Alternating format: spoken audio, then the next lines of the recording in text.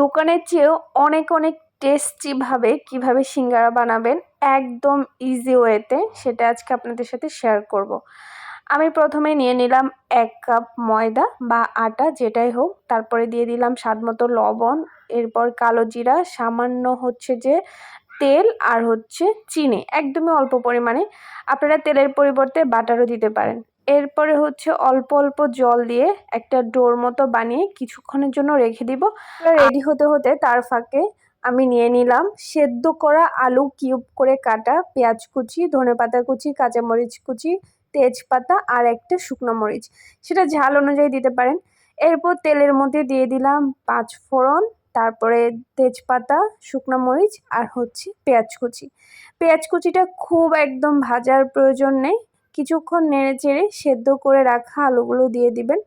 আলুটা অনেকে কাঁচাও দিতে পারেন, একটু টাইম লাগবে, তাই আমি সেদ্ধ করে নিয়েছি আগে।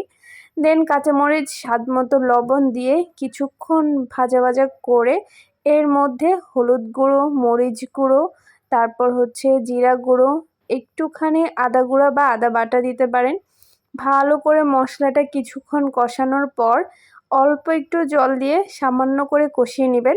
যেহেতু আগে আলুগুলো সেদ্ধ করা, এজন্য খুব বেশি পরিমাণে জল দেওয়ার একদমই প্রয়োজন নেই। জাস্ট মশলাগুলো কষানোর জন্য যতটুকু প্রয়োজন ততটুকুই জল দিবেন।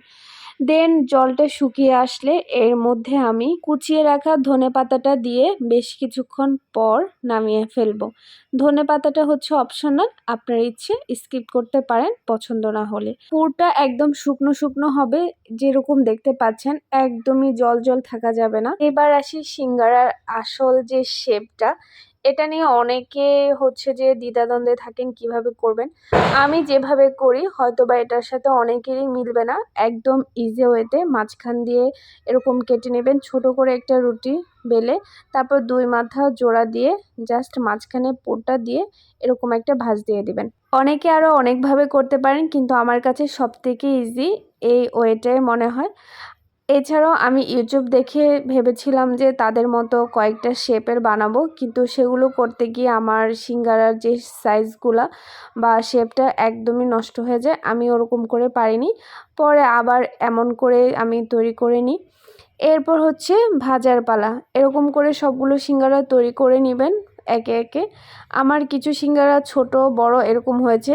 ইউটিউব দেখে দেখতে গিয়ে শেপ যে অন্য কোনো শেপে করা যায় কিনা সেটা আপনাদের সাথে শেয়ার করতাম, কিন্তু আমার সেই শেপগুলো সুন্দর হয়নি, এজন্য ছোট বড় হয়ে গিয়েছিল। এবার আসি ভাজার পালায়।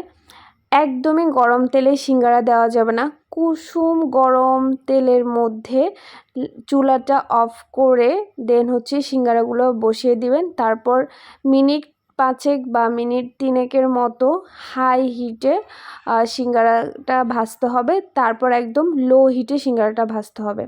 এরপর একদম লালচে লালচে হয়ে গেলে বা আপনি বুঝতে পারবেন যে সিঙ্গারাটা হয়ে আসছে কিনা, কাঁচা ভাবটা চলে গেলে একদম গরম গরম নামিয়ে খেয়ে ফেলুন যার যার প্রিয় সিঙ্গারা।